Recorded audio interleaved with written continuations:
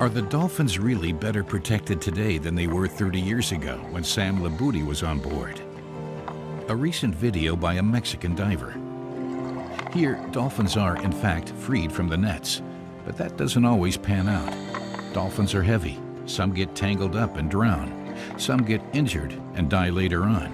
Though according to MSC standards, the hunting and killing of mammals as a fishing method is forbidden in principle. The Mexican tuna fishery has recently received certification. Unfortunately, there are some dolphin deaths associated with this fishery, and no one wants to see dolphins dying.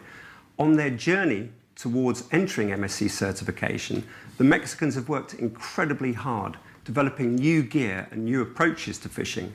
The gear includes escape hatches to help dolphins escape. They even put divers in for the few instances where dolphins are caught in the nets that again help them escape. And over this period, the incidental deaths of dolphins has been decreased by 99.5%. So, it's smooth sailing after all? According to the MSC, only 482 dolphins were now dying on certified Mexican ships a year. What to believe? We headed for Mexico. Labudi had thought long and hard before joining us. It was his film, after all, that had caused the Mexican tuna industry to lose millions at its most important markets.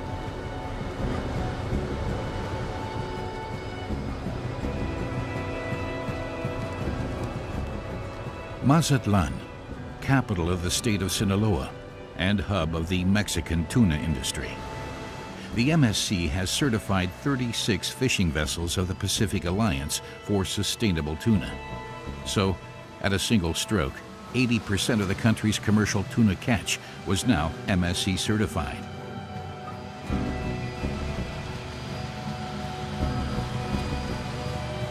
On our way to investigate in Port Tuna, we passed the modest vessels of the coastal fishermen who fight for survival in waters that have been fished dry.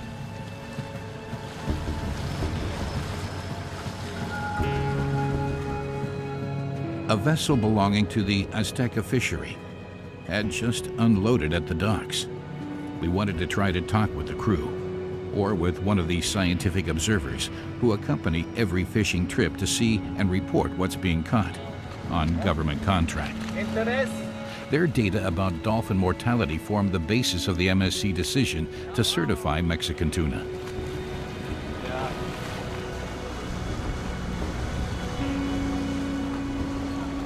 But before we could make contact, security appeared on the scene. The man tried to stop us, wanted to know our names. It seemed we weren't welcome.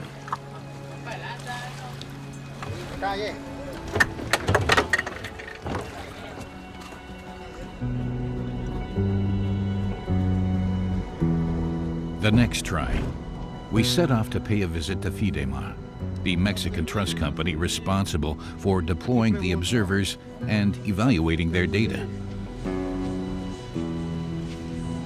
Their office was supposed to be in this neighborhood, but even with the help of a local taxi driver, we couldn't find the place.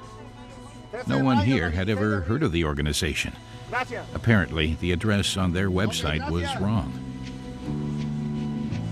Voy a preguntar.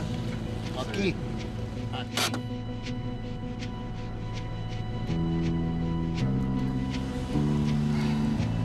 We found their new location in the end. So, who was behind 𝐏𝐵𝐺? Was it independent of the industry? And could we speak to an observer? We're not allowed to give out that sort of information because a lot depends on our work, mainly the export business. I thought 𝐏𝐵𝐺 was a government authority. We're a combination of private sector and federal government.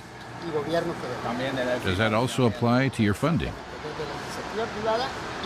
That's right. We get money from both and are somehow in the middle. Neither here nor there. At any rate, we can't provide any information. We did manage to find out from 𝐏𝐵𝐺 that during the MSC assessment, the observers had been asked to take part in a survey. albeit anonymously. Sam Labudi put in a call to the Earth Island Institute in San Diego. As a stakeholder, it had raised an objection to the certification. In vain. I heard tell of a independent survey of observers that was done. I don't know who asked for it or requested it, but it was an online survey in Spanish and English for observers in the Mexican program to participate in.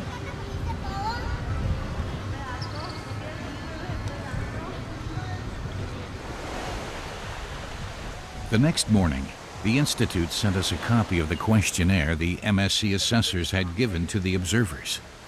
42 observers had responded. The results were alarming.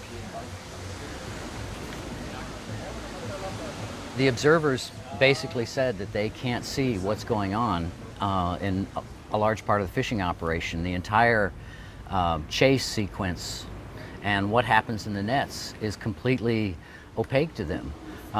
In fact, one of the observers said, quote, "I can provide accurate information of mortality, and I watched and I know, but not that which occurs beneath the surface and which is managed by the divers crew releasing mostly live dolphins entangled at depth, but some are dead or in undetermined condition, and they are usually very discreet in reporting details of the launch." They asked if any of the observers had experienced repercussions from making reports, and some of them said yes. And they indicated that, and this was very interesting, one of the observers said, "I lost the bonus for the trip for not bringing all the information, since I was not allowed on the bridge because I refused to change the report." Another quote, "Fishing company declared in a written statement that I was persona non grata in their boats." The MSC assessors did not investigate the suspicious cases and did not go to sea with trawlers to find out for themselves what was really happening on board. We made contact with an observer. He said he couldn't talk about the dolphin deaths. He was sworn to secrecy. Still, he would consider talking to us. But first, he was going back out for a tour of duty at sea for 2 months.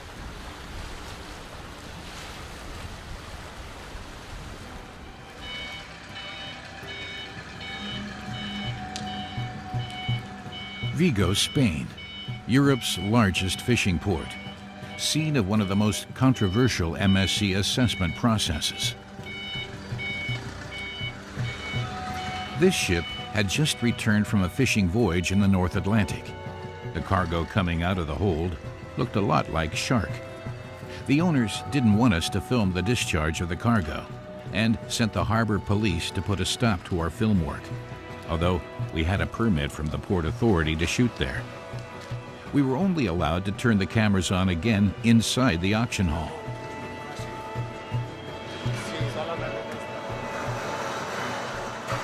The Association of Galician Longline Fishery, or 𝐏𝐵𝐭, with 39 ships, catches about 1 million sharks a year. They don't make much on the flesh, about €1 per kilo. The fins alone bring good money, €12 a kilo. Trade in the fins is legal, but only when they go ashore still attached to the body. Exported to Asia for shark fin soup, they are especially coveted by wealthy Chinese. In 2014, the Longline Fishery Association applied for MSC certification. What for? Environmentalists have a lot of influence in society, and they claim we're driving the sharks to extinction. Well, that's not true. The ultra-ecos still attack us nonetheless. With the help of the MSC, we want to win over the consumers. They trust the MSC brand. There are other seals, but they're not as good. And with the MSC, we have to change, well, next to nothing as far as our work goes.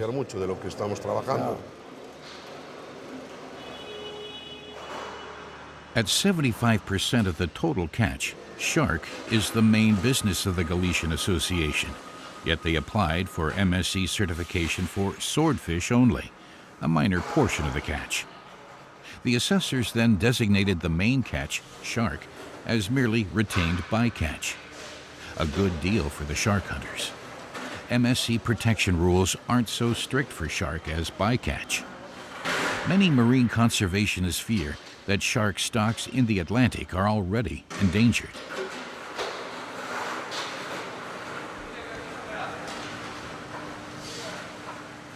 Friederike Kramer-Obrock from the organization Shark Project visits the shark hall regularly to monitor the size and weight of the animals. They're getting increasingly smaller, a clear sign of overfishing.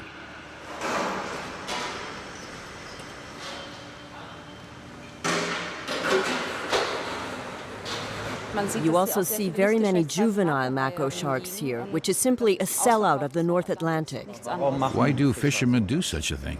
To make money. The fins, they're the gold of the oceans. Why would the MSC certify this? The assessments are not carried out by the MSC itself, but by external commercial assessors, in this case Bureau Veritas. The fisheries are allowed to choose the certification agency themselves and also pay their assessors directly. So how independent were the inspectors from this company? The assessment report initially admits that overfishing occurring could not be ruled out. Yet a few pages on we read, the stock is unlikely to be overfished. And the final assessment. This fishery should be certified according to the MSC standard.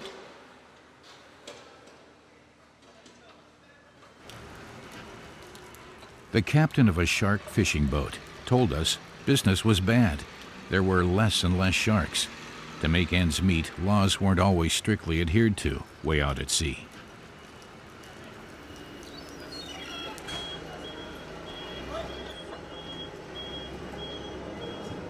Sharks are key to maintaining the ecological balance of the oceans.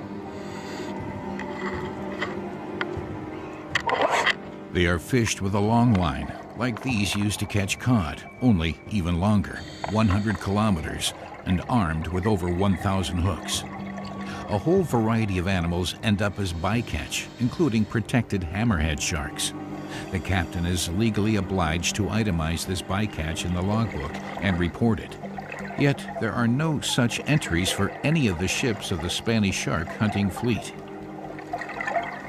They fish shark, 80% bycatch as shark.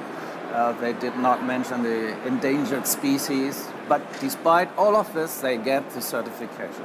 It's in vain to be stakeholders. Some think like this. Some do, but because a particular NGO or industry member or government in some cases doesn't get the outcome they want from an objection process, does that mean the objection process outcome was wrong? There are differences of opinions. Now, the beauty of the MSC process is it builds in a requirement for transparency and stakeholder input. There has to be an annual surveillance audit.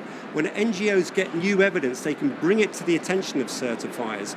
As I said, every 5 years we have a standards review, and that sometimes increases the standard in the light of new information and adoption by management agencies, and this builds in continual improvement.